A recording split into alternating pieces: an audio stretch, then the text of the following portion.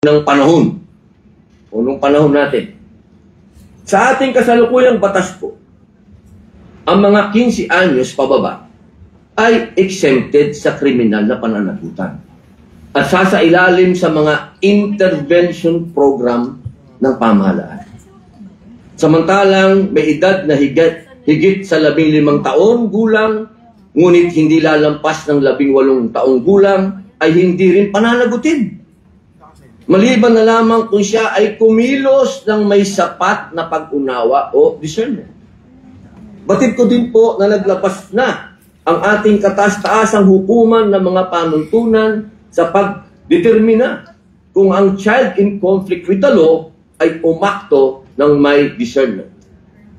Ayon po sa Supreme Court, ang discernment ay tumutukoy sa kakayahan ng isang bata sa oras ng pagkakasala na maunawaan ang pagkakaiba ng tama at mali.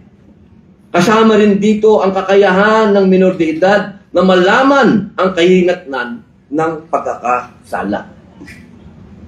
Nakasaad din po sa Juvenile Justice and Welfare Act ang mga batang may edad higit sa 12 hanggang 15 taong gulang na makatunayang nagsagawa ng mga seryosong paglabag sa batas ay ituturing lamang ng neglected child at ipapasok sa pasilidad ng Intensive Juvenile Intervention and Support Center o tinatawag na Bahay Pag-asa.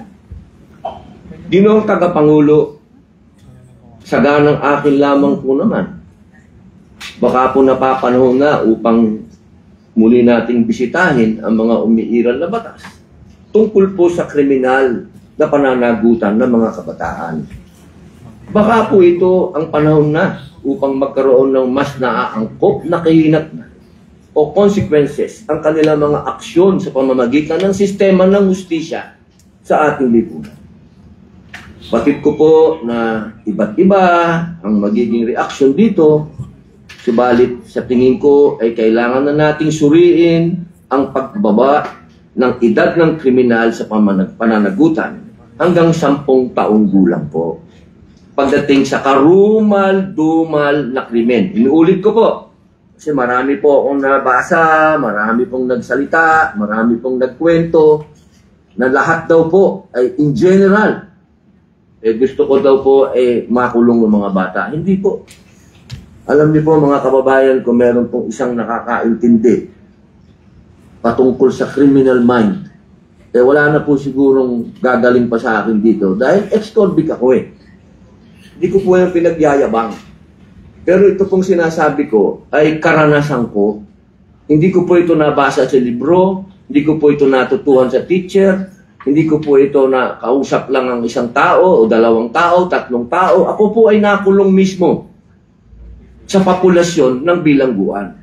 Marami din pong nakulong dyan, pero hindi naman nakulong sa bilangguan talaga, nakasama ka sa populasyon.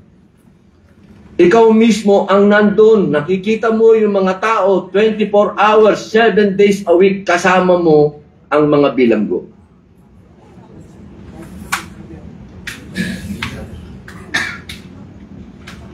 Yan naman po ay kasabihan na dito sa atin. Experience is the best teacher. At dapat din po natin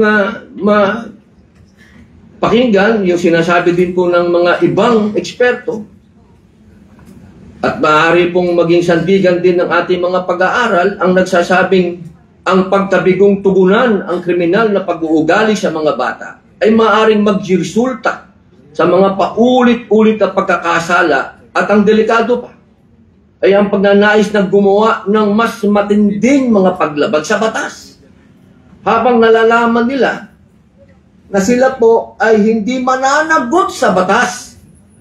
Maaari po nilang isipin na ang kanilang mga aksyon ay walang tunay na kahinatnan. Katulad po ng napanood po natin kanina sa video, ang linaw po nung sinabi ng mga bata na sila naman daw ay hindi mapaparusahan. Ginoong Tagapangulo, kaya naman ang inyong lingkod ay naghain ng panukalang batas. Hindi po para sagasaan ang mga ibang batas o sagasaan ang mga paniniwala ng ibang tao, kundi ito po ang katotohanan, ito po ang realidad na naglalayong ibaba sa 10 taong gulang ang edad ng kriminal na pananagutan para sa mga kabataang gumawa ng karumal-dumal na krimen. Inuulit ko po, ang Senate Bill number 372 na naglalayong ibaba 10 taong gulang ang edad ng kriminal na pananagutan para sa mga kabataang gumawa ng karumal-dumal na krimen o heinous crimes tulad ng parricide, murder, rape, kidnapping na may pagpatay o panggagahasa, robbery with homicide o rape, destructive arson, at mga mabibigat na kaso sa ilalim ng batas laban sa droga. Hindi po ito para sa karaniwang paglabag, kung saan ang iiral pa rin ay ang kasalukuyang probisyon ng batas hinggil sa mga magkakasala na edad 15 hanggang 18 years old. Kung ito'y mahirap pag-usapan, mas mahirap pong pakinggan ang iyak ng mga biktima at pamilya na hanggang ngayon ay humihingi ng hustisya.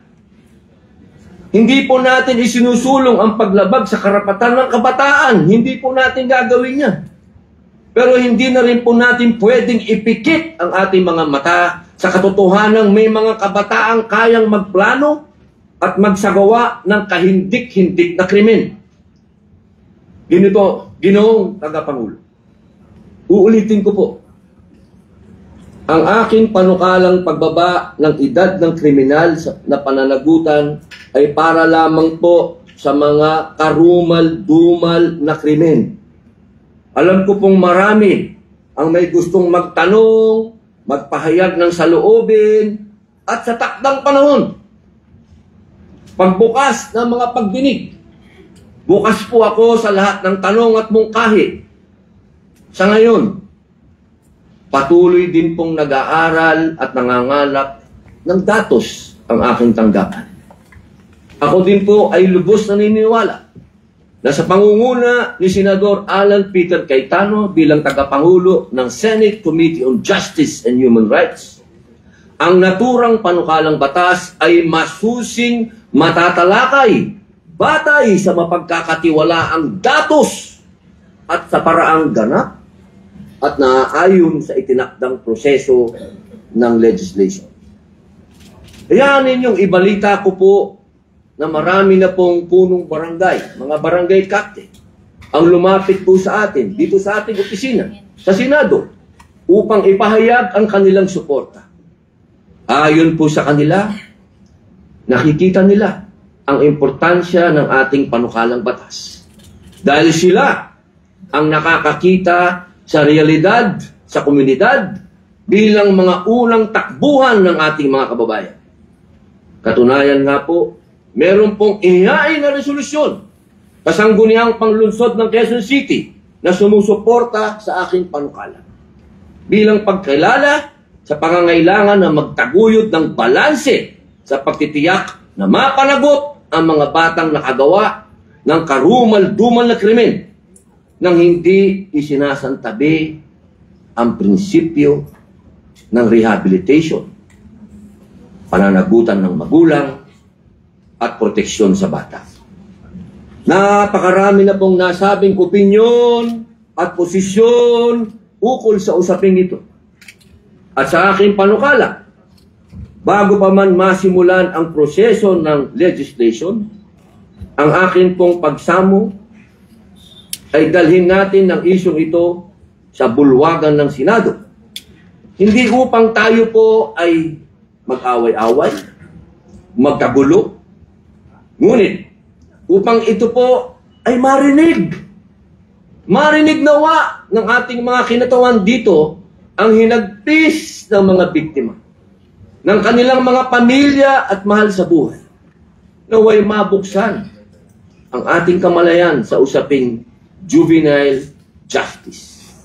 Dahil ang batas na naglalayong protektahan ang karapatan ng mga batang nagkasala at kilalanin ng kakayahan nilang magbago ay dapat rin gumalang sa karapatan ng mga biktima na makakamit ang hustisya.